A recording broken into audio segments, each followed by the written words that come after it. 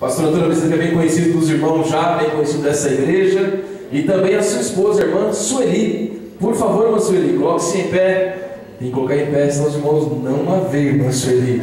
Tá certo? A irmã Sueli, esposa do pastor Antônio Messias. O pastor Antônio Messias, para quem não sabe, ele é pai do nosso irmão Luiz Messias Facina, que está nos ajudando aqui no som da igreja. Pai do nosso irmão Luiz Messias Facina, desde quando ele nasceu, né, pastor Antônio? Se me falha a memória, é isso, né? Glória a Deus.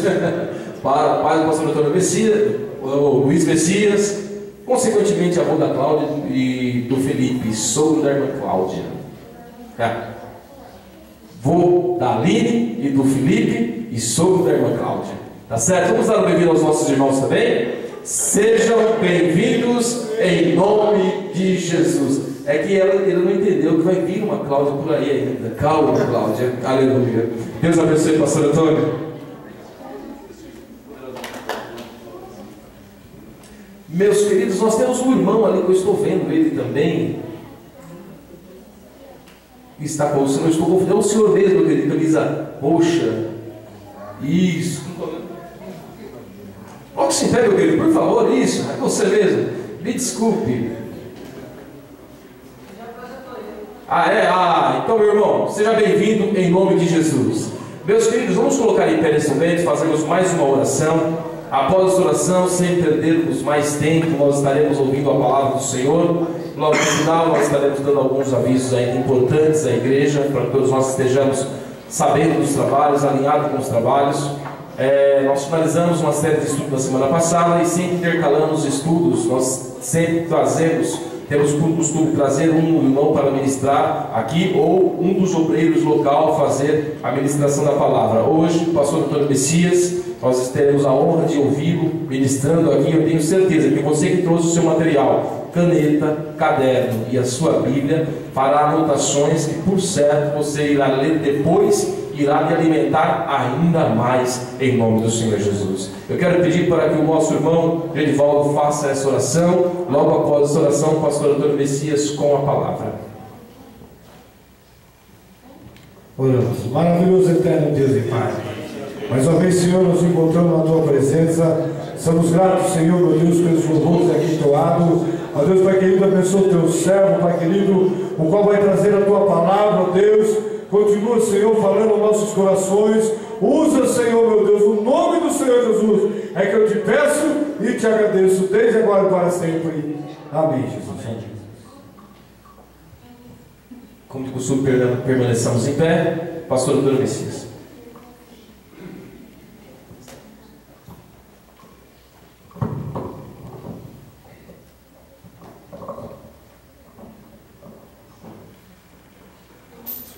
Paz do Senhor para todos nós. Amém. Irmãos, vamos abrir a Bíblia e ler dois versículos, depois os irmãos poderão se sentar. São Mateus, capítulo 16, e os versículos 16 a 18. Vocês já conhecem, decore esses versículos. São Mateus 16 a 18. Todos acharam? Amém. Quero convidá-los para ler junto comigo esses 3 versículos. Amém? Amém. E Simão Pedro, respondendo, disse: Tu és o Cristo, o Filho do Deus vivo. E Jesus, respondendo, disse-lhe: Bem-aventurado és tu, Simão Bar-Jonas, porque não foi a carne e o sangue que tu revelou, mas meu Pai que está nos céus.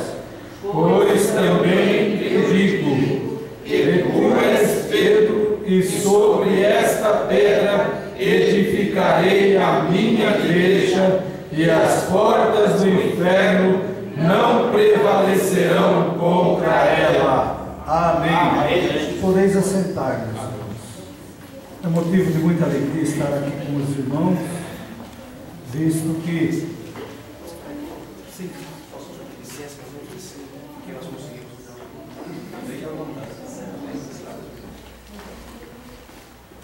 Visto que já há algum tempo tenho desejo de estar aqui para participar de um culto com os irmãos, e foi-me feito este convite e eu aceitei assim com muita alegria, porque esse era o meu desejo já há algum tempo. E os irmãos sabem que essa igreja tem parte da minha vida, da minha história. Foi aqui que eu me batizei, na verdade. Num culto de festividade, tivemos um batismo ali, naquele riozinho, e foi ali que a gente se batizou. Então, aqui, essa igreja marca bem a minha vida. Louvado seja o nome do Senhor. Irmãos, nós vamos falar um pouco hoje sobre a igreja e a sua identidade. Identidade, o que é identidade? São características que identificam, são caracteres que identificam algo, uma pessoa, que identifica um objeto, que identifica uma cidade, que identifica uma fé. Isso é característica, isso é identidade. E a identidade de Jesus, da igreja, nós vamos meditar um pouquinho nela hoje. O que é igreja? O que é igreja? Temos uma definição precisa para a igreja. Igreja é comunidade nas Escrituras que reconhece o Senhor Jesus Cristo como supremo legislador. Então, uma das identidades da igreja é que ela reconhece o Senhor Jesus Cristo como o supremo legislador. O que é o legislador? Aquele que legisla as leis. Foi ele que deixou os mandamentos para nós. E aqueles mandamentos que não foi ele que deixou escrito através dele, ou que não foi ele que disse através das suas palavras quando esteve aqui, ele inspirou aqueles que o deixaram, aqueles ensinamentos, aquelas leis que ele estabeleceu, que foram estabelecidas pelos profetas, que foram estabelecidas pelos seus seguidores daqueles dias, foram inspiradas pelo Espírito que ele mandou sobre aqueles homens. Amém? Então, a igreja é uma comunidade, a igreja é um grupo, um grupo de pessoas que nas Escrituras, através das Escrituras, reconhecem Jesus Cristo como o supremo legislador. Também é um conjunto de fiéis ligados pela mesma fé e sujeitos aos mesmos chefes espirituais. Então a igreja tem líderes, e esses líderes foram dados por Jesus. Então a igreja é um conjunto de fiéis que estão ligados pela mesma fé. Irmãos, a fé da igreja é uma. Devemos ser unidos na nossa fé, porque é a fé que veio do Evangelho de nosso Senhor e Salvador Jesus Cristo. Porque está escrito que a fé vem pelo ouvir e ouvir pela palavra de Deus. Então, através da palavra, recebemos fé. E essa fé é uma só fé. Então, vamos nos unir nesta fé e a vitória será nossa. Nada nos segurará, nada segurará a igreja quando a igreja está unida na fé. Ah, louvado seja o nome do Senhor. Aleluia. Então, prezados, nós vamos falar um pouquinho agora sobre o versículo que nós entramos. Versículo de número 16. E Simão Pedro respondendo disse: Tu és o Cristo, o Filho do Deus vivo. Prezados, essa igreja é de Deus. E se é de Deus, o nosso Deus é vivo. Sabe, aí Pedro sentiu impulsionado pelo Espírito de Deus em revelar que Jesus Cristo era o Filho de Deus, porque Jesus fez questão de perguntar para eles: e vós, quem dizeis que eu sou? Ao passo que para as pessoas do mundo, Jesus era como um profeta, como um grande profeta. Mas Pedro disse: tu és o Cristo, o Filho do Deus vivo. Louvado seja o nome do Senhor. Importante essa declaração de Pedro, porque assim sendo, Jesus tinha a certeza de que estava com um grupo de fiéis e que cria nele como o Filho de Deus. A fé deles era diferente, muito diferente daquilo que o mundo pensava, que as pessoas do mundo pensavam. A fé, o pensamento dos discípulos de Jesus era muito mais alto. Eram pensamentos de Deus. Louvado seja o nome do Senhor. Agora o versículo 17 diz o seguinte: e Jesus respondendo disse-lhe: bem-aventurado és tu, Simão Bar-Jonas, porque não foi a carne e o sangue que em tu revelou, mas meu Pai que está nos céus. Irmãos, aqui Jesus Cristo revelou algo de muito importante. Jesus disse para Pedro: não foi a carne e o sangue que revelou a você que eu sou filho de Deus, mas foi o meu próprio Pai. Irmãos, quando eu estava meditando nesses versículos, comecei a pensar, naquele instante, meus irmãos, eu acredito que Pedro ouviu lá dentro dele uma voz dizendo: ele é meu filho, ele é meu filho, ele é meu filho. E Pedro, sem dúvida nenhuma, reconheceu que aquela voz era de Deus. Irmãos, quando Deus fala, quando é Ele que fala, é inconfundível. Ninguém pode dizer que não é Ele, porque a palavra dele é uma palavra especial. O som da sua voz, a maneira dele falar, o jeito com que ele trata, é próprio de alguém que é vivo e que vive para todo sempre. É próprio de alguém que tem o domínio de todas as coisas. Então, quando Deus fala, prezados, nós entendemos perfeitamente que é Deus que está falando. Aleluia. Nos dias de hoje existem muitos profetas, mas eles nunca terão vitória, porque a voz de Deus é incomparável. Louvado seja o nome do Senhor. Eles falam como se fosse Deus, mas quando Deus fala, Ele fala como Deus realmente é. Louvado seja o nome do Senhor. Então eu acredito que naquele momento Pedro ouviu a voz de Deus, porque o próprio Jesus disse: quem te revelou foi meu Pai. Irmãos, não havia outro jeito de ser revelado. Foi num instante, naquele mesmo instante, ele sentiu a voz que falou com ele, e ele disse: tu és o Filho de Deus, o Cristo, o Filho do Deus vivo. Então, prezados, devemos ficar sempre atentos, porque Deus sempre fala, e tenho certeza absoluta que hoje Deus está querendo falar conosco de uma maneira especial. Amém?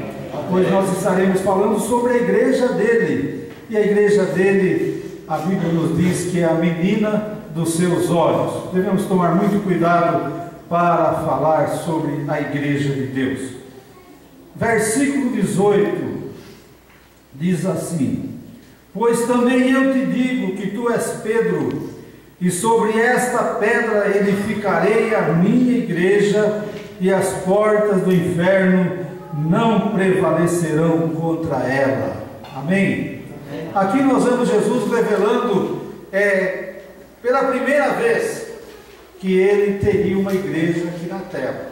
Primeira vez que se fala igreja aqui no Novo Testamento, eu acredito que seja essa daqui, através do próprio Jesus Cristo, nosso Senhor, que ele disse: edificarei a minha igreja. Irmãos, a igreja é de Jesus Cristo, nosso Senhor. Eu disse no início que a igreja era a igreja de Deus, mas se nós olharmos lá para Jesus, quando ele estava ensinando os seus discípulos, ele disse que ele e o Pai são um.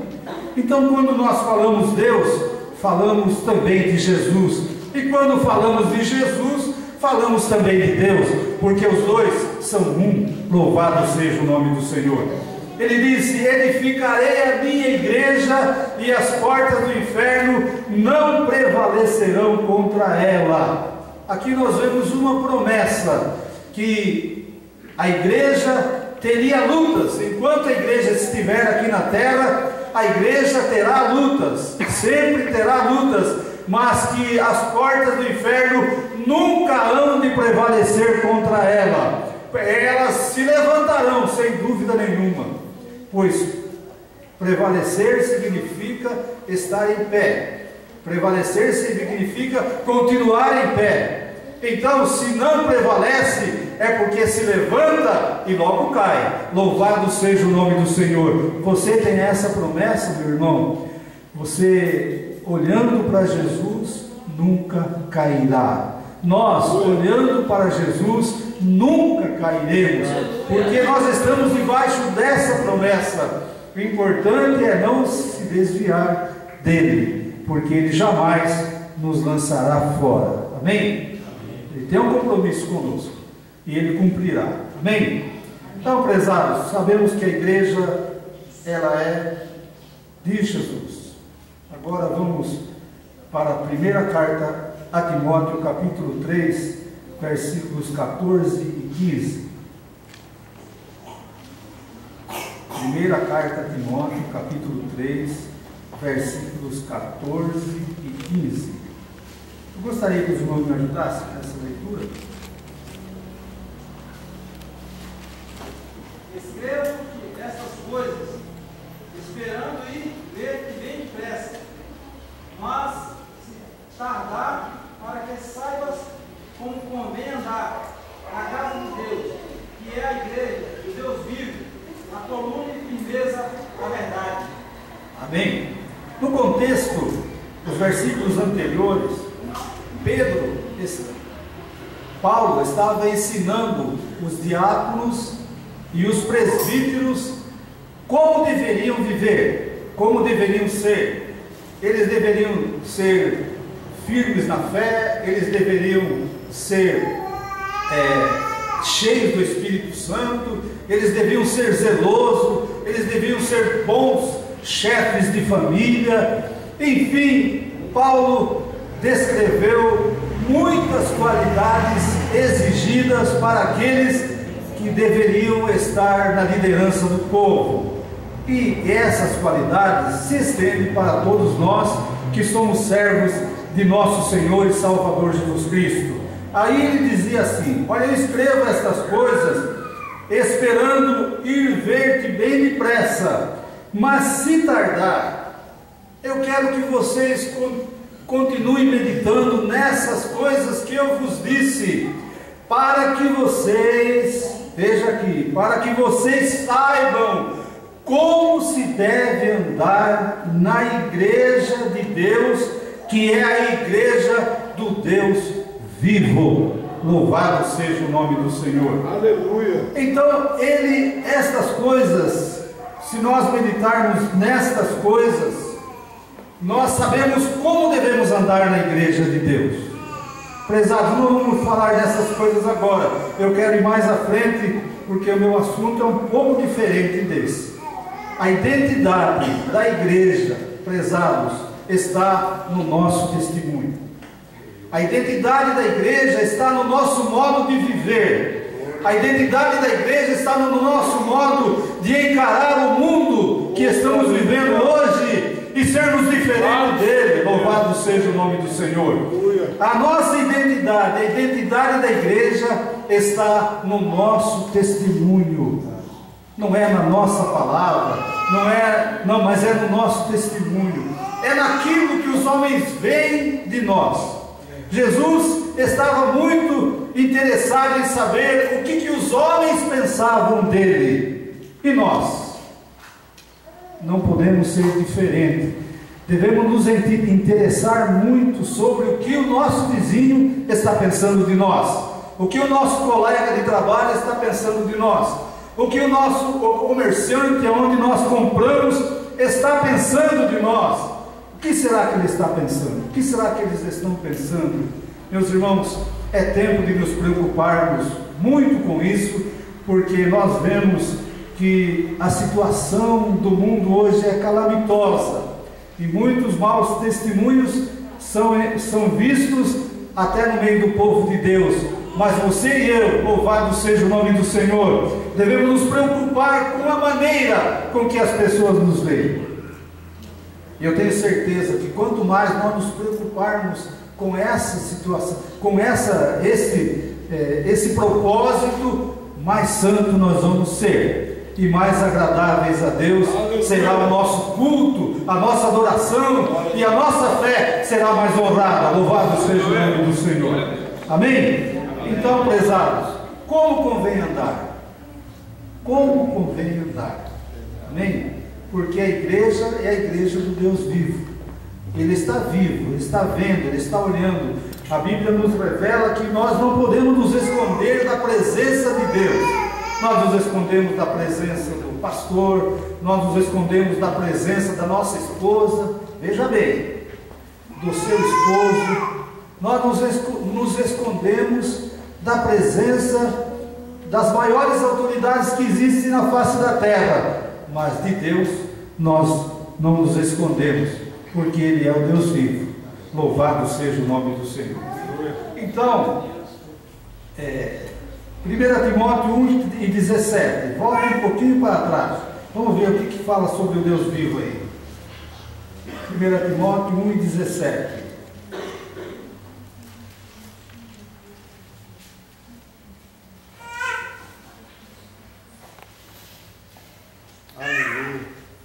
Ora, ao Rei dos séculos, imortal e invisível, ao único Deus, seja a honra, a glória para todos sempre.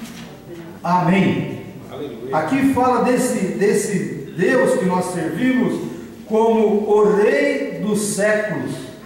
Todos os reis ou todos os reinados têm um fim. Todos os presidentes terminam o seu mandato, todos os prefeitos, todas as autoridades terminam o seu mandato, todos os reis terminam o seu reinado, mas o nosso rei é o Rei dos séculos, imortal, invisível, e Ele é o único Deus. A Ele seja a honra, a glória para sempre. Amém. Amém. Sabe, hoje nós damos honra e damos glória a Deus aqui, de uma maneira muito pequena, porque a nossa honra é a nossa glória que tributamos a Ele, é a honra e a glória de um ser imortal, que tem limitações, que não consegue expressar aquilo que Deus merece. Mas um dia, meus irmãos, por esse Deus ser o Deus de todos os séculos e de ser imortal, um dia nós o veremos face a face, e aí poderemos tributar a Ele toda a honra e toda a glória, como Ele realmente merece. Você não está ansioso para esse dia? Você não está ansioso para que esse dia chegue? Louvado seja o nome do Senhor. Às vezes eu penso como é difícil viver neste mundo. Gostaria que Jesus voltasse depressa. Não difícil por causa da minha vida, não difícil por causa da minha família, porque graças a Deus nós vivemos em paz, vivemos em comunhão, nós nos amamos, louvado seja o nome do Senhor. Mas a gente olha para esse mundo e vê o sofrimento do mundo, as pessoas, meus irmãos, a maneira com que o mundo está vivendo, marchando a passos largos para uma eternidade sem salvação, e a gente tem desejo de partir para a eternidade. Por outro lado, a gente se lembra daquela palavra do apóstolo Paulo que diz: mas se for útil ainda, é melhor ficar aqui. Irmãos, temos muito que fazer aqui ainda. Temos muito que fazer. Tem muitas almas para ser resgatadas. Nós sentimos tristeza deste mundo, desejando de ir embora, mas o Espírito de Deus nos cobra. Nós temos que ficar e ser testemunha viva de nosso Senhor e Salvador Jesus Cristo. temos que levar a identidade da igreja para que o mundo conheça que existe um Salvador e que tem remédio para eles. Amém?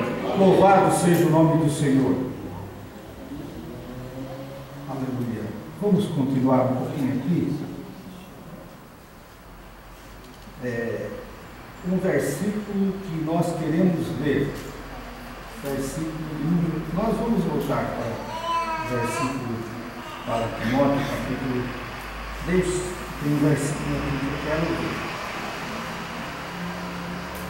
O apóstolo, quando escreveu para Timóteo, ele disse que a igreja também, no capítulo 3, versículo 15, ele disse que a igreja era a coluna e firmeza da verdade. Coluna e firmeza da verdade. Coluna é aquilo que segura em pé, que sustenta. E firmeza, meus irmãos, firmeza é aquilo que está fundado, que está firmado. A coluna tem que estar firmada, tem que estar firme para sustentar todo o peso que é colocado sobre ela. Agora a igreja é coluna e firmeza da verdade, característica da igreja, identidade da igreja. Então na igreja não pode haver mentiras, desde aqui até lá na porta não pode haver mentira, porque ela é a coluna e a firmeza da verdade. Através da igreja a verdade é revelada, através da igreja a verdade é anunciada, através da igreja a verdade é vivida. Louvado seja o nome do Senhor, porque os crentes vivem a verdade, porque a igreja é a coluna e a firmeza da verdade. Então, prezados, nós temos que ser verdadeiros, nossa fé tem que ser verdadeira, nossa confissão tem que ser verdadeira, os nossos pensamentos têm que ser verdadeiros e as nossas palavras tem que ser sim, sim e não, não. Louvado seja o nome do Senhor. Então, coluna e firmeza da verdade. Amém? Quando Jesus Cristo falou para Pilatos sobre a verdade, ele perguntou: o que é a verdade? Ele não sabia, porque ele vivia na mentira. Meus irmãos, mas nós sabemos o que é a verdade, amém? Porque nós vivemos a verdade, louvado seja o nome do Senhor. Agora nós vamos falar um pouquinho sobre a verdade, desses 10 minutos que me restam. Vamos para São João 14,6 primeiro. São João 14,6. Os irmãos já sabem, não precisa nem ler, porque Jesus disse: eu sou o caminho, a verdade e a vida, ninguém vem ao Pai senão por mim. São João 14 e versículo 6. Jesus disse: eu sou o caminho, a verdade e a vida, ninguém vem ao Pai senão por mim. Então nós vivemos em Jesus, que é, além de ser o caminho, é a verdade, e além de ser a verdade, é a vida. Então Jesus nos leva à verdade e nos dá a vida eterna. Louvado seja o nome do Senhor. Ele é o caminho. Amém? Então aqui nós entendemos primeiramente que Jesus é o caminho, a verdade e a vida. Então, o que é a verdade? Verdade é conformidade com a realidade. É conformidade com a realidade. Então, a verdade é aquilo que é realmente. Não existe rodeio, não existe meio termo. Verdade é verdade. Sim, sim e não, não. É conformidade com a realidade. Aqui nós temos um copo de água, e se eu acrescentar alguma coisinha aqui dentro, não vai ficar mais pura. Então, se eu disser que essa água é pura depois, eu não estou falando a verdade, porque ela não estará de conformidade com a realidade. Aqui está escrito que ela é pura, mas qualquer coisinha que entrar aqui dentro, ela deixa de ser pura. Que nós sejamos verdadeiros e que nada venha contaminar a nossa vida, para que nós venhamos a ser desconforme com a realidade que nós pregamos. Amém? Amém. Vamos para o Salmo 85. Os irmãos vão agora pensar mais lá para o Salmo 85, para falar sobre a igreja. É assim, vamos lá. Para o Salmo 85, versículos 10 a 13. Deixa marcado ali, nós vamos voltar para o Novo Testamento e voltar para o Salmo 85. Voltar para o Novo Testamento e voltar para o Salmo 85 umas 3 vezes. Não sei se vai dar tempo. Nós estaremos encerrando aqui. Salmo 85, versículos 10 ao versículo 13, diz o seguinte: a misericórdia e a verdade se encontraram, a justiça e a paz se beijaram. A verdade brotará da terra e a justiça olhará desde os céus. Também o Senhor dará o bem e a nossa terra dará o seu fruto. Amém? Amém. Tem alguma coisa a ver com a igreja aqui? Será que tem alguma coisa a ver com a igreja?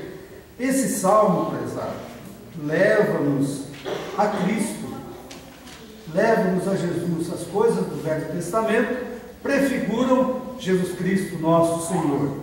E aqui nós vamos entender isso. Nós vamos ler no Novo Testamento alguns versículos que confrontam com esse. Por exemplo, a misericórdia e a verdade se encontraram. Misericórdia e verdade. Ora, misericórdia é para aqueles que precisam de uma ajuda, que estão carentes, que estão necessitados.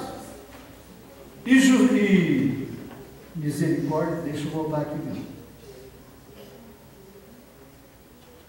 Versículo que eu estava lendo é o número 10. Está aqui.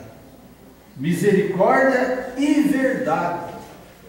Quando Jesus Cristo veio ao mundo, como é que vivia o mundo? Como é que vivia o povo? Ele veio para o seu povo. Como é que o povo estava?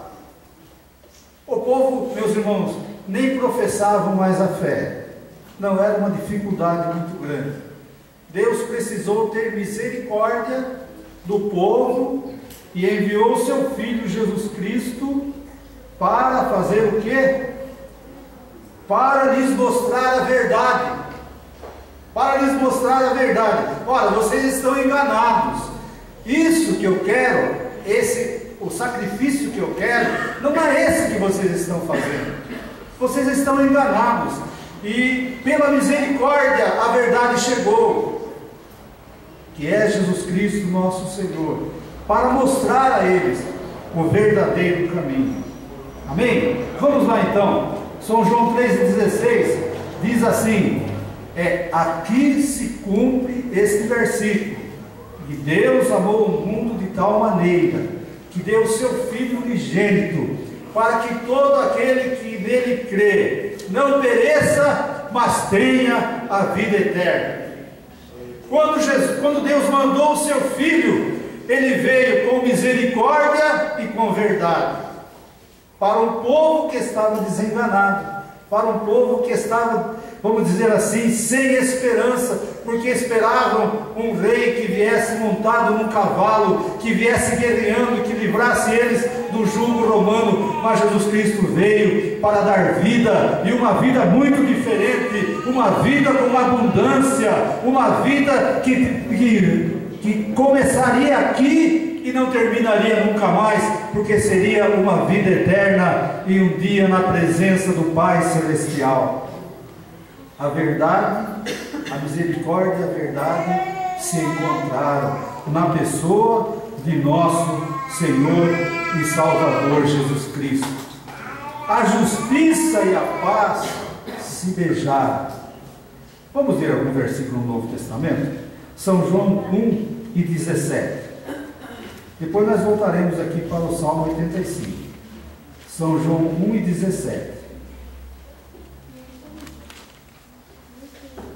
Se os irmãos quiserem me ajudar.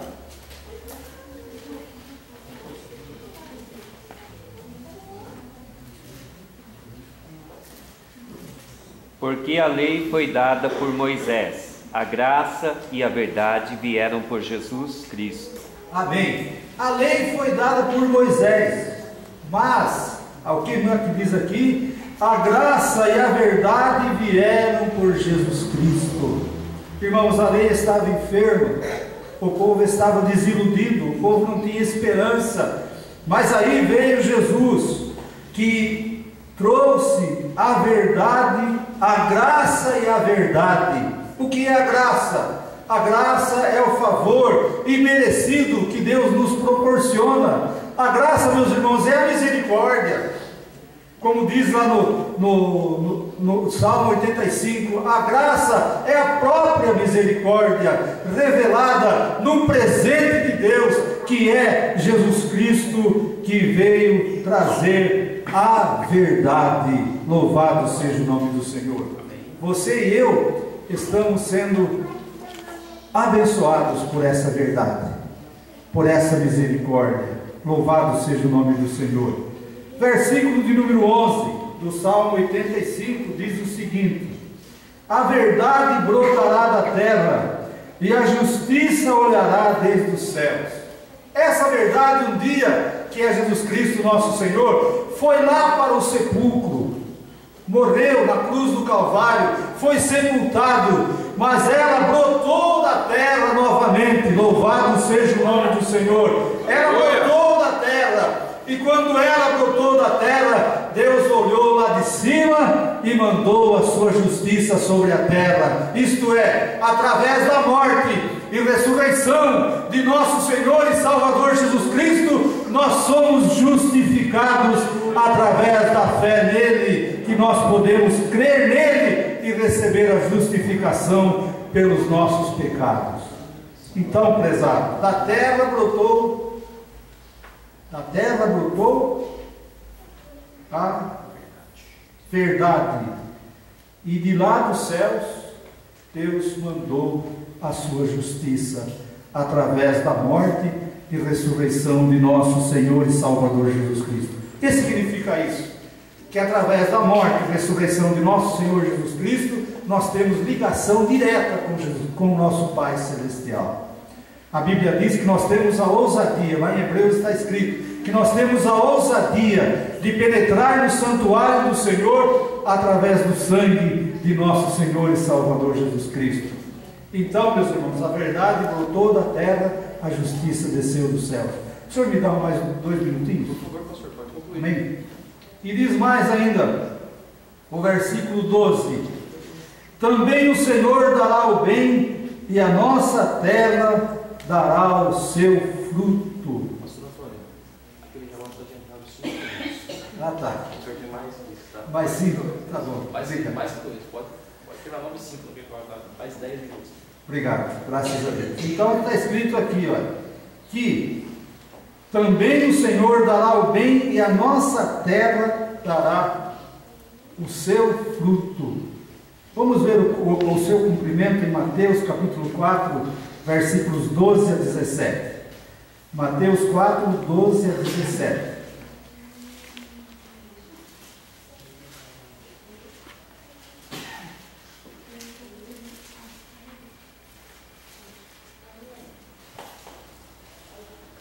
Um pouco longa a leitura, mas vamos fazer, meus irmãos.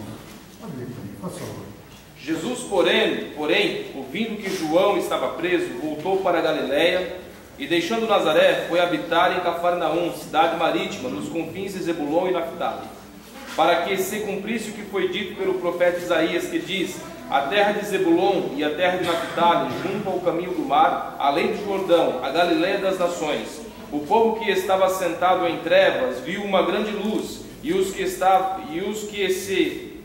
aos que estavam assentados na região e sombra da morte, a luz raiou. Desde então começou Jesus a pregar e dizer: arrependei-vos, porque é chegado o reino dos céus. Amém? Aqui está o seu cumprimento nesses versículos que nós lemos, especialmente no último que nós lemos aqui, né? Que é o versículo de número 17, que diz assim: desde então começou Jesus a pregar e a dizer: arrependei-vos, porque é chegado o reino dos céus. Aí, meus irmãos, João estava preso e Jesus esperou o momento certo de começar a produzir os seus frutos aqui na terra. Aquele que desceu dos céus, se fez homem, isto é, se fez terra, porque quem é homem? O homem não foi feito da terra, o homem não foi feito do pó da terra. Jesus se tornou como um de nós. E aí então, naquele momento que João foi preso, Jesus começou a dar os primeiros frutos na pregação do Evangelho e dizer: arrependei-vos, porque é chegado o reino de Deus, o reino dos céus, né, que diz aqui, o reino dos céus. Então, a partir daquele momento, a terra ia começar a produzir fruto, pessoas se arrependendo através da mensagem de nosso Senhor e Salvador Jesus Cristo, pessoas sendo transformadas, pessoas produzindo frutos de arrependimento, porque a terra agora, com a presença da verdade, da justiça e da misericórdia, começou a dar o seu fruto. Amém? Amém. Os irmãos entenderam? Amém. Aqui fala sobre, até aqui nós estamos falando sobre a verdade que a igreja professa. Amém? E eu quero ler o versículo 13 ainda, do Salmo de número 85, que diz assim: a justiça irá adiante dele, e ele nos fará andar no caminho aberto pelos seus passos. Marcos 8, 34 e 35, Jesus diz: quem quiser vir após mim, negue-se a si mesmo, tome cada dia a sua cruz e siga-me. Amém? Amém.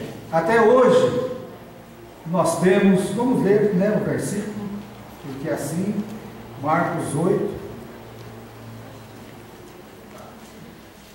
34 e 35, vamos ler e meditar um pouquinho dele. E chamando a si a multidão com os seus discípulos, disse-lhes: se alguém quiser vir após mim, negue-se a si mesmo, e tome a sua cruz e siga-me, porque qualquer que quiser salvar a sua vida, perdê-la-á, mas qualquer que perder a sua vida por amor de mim e do Evangelho, esse a salvará. Amém?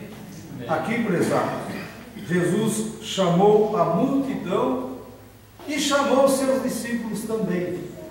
Existe aqui uma distinção entre a multidão e os discípulos, porque nós pregamos muito para a multidão que, para aceitar Jesus, para seguir a Jesus, para se negar a si mesmo e tomar a cruz e seguir a Jesus. Mas aqui, prezados, a mensagem era para a multidão e também para os discípulos de Jesus. Hoje ainda nós temos que negar nós mesmos, temos que tomar a nossa cruz, temos que seguir a Jesus. Cada dia que passa, quando a gente levanta, a gente já tem que levantar com um propósito: vou pegar a minha cruz e vou seguir a Jesus.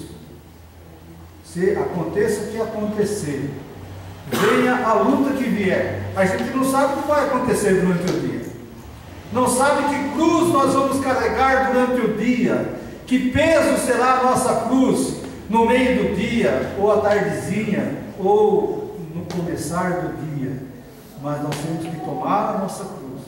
A gente não sabe se alguém vai se levantar contra nós, se vai haver uma perseguição contra a nossa pessoa, se vai haver alguém zombando da nossa pessoa, ou se vai alguém tentando fazer algum mal contra nós.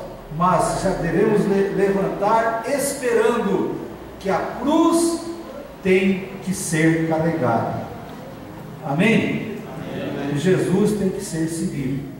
Então aqui é muito claro esse versículo, que a justiça irá adiante, o nosso juiz, aquele que nos justifica, aquele que nos faz justos perante Deus. Ele vai na frente e Ele nos fará andar no caminho aberto. Quem olha para Jesus, meus irmãos, vai vencer as dificuldades. O caminho vai ser aberto. Louvado seja o nome do Senhor. Que Deus nos abençoe, meus irmãos, e que o Espírito Santo de Deus continue falando aos nossos corações. Amém? Amém. Vamos parar por aqui. Amém. Vamos nos colocar em pé, prezados, e vamos orar a Deus, pedindo que Deus nos ajude. Aleluia. Querido Deus, amado Pai, te agradecemos, ó Deus, pela tua presença aqui nesta igreja, nesta noite, porque ela é a tua igreja, a igreja da verdade, a igreja comprada com o sangue precioso que foi vertido na cruz do Calvário. Ajuda-nos, pois, a sermos fiéis aqui, ó meu Deus, a ser santos, a ser puros, a pautar pela verdade e sermos verdadeiros. Nosso testemunho seja sincero, nossa palavra seja verdadeira e o teu nome seja glorificado. Abençoe esta igreja, abençoe o seu dirigente, ó meu Deus, o teu servo que está na frente desse trabalho, que ele possa ser sempre usado nas tuas mãos, que essa igreja possa ser vitoriosa em todos os momentos que ela viver. Assim entregamos nas tuas mãos e pedimos também que o nosso coração não se esqueça de olharmos para ti, Senhor. Amém, Jesus. Amém.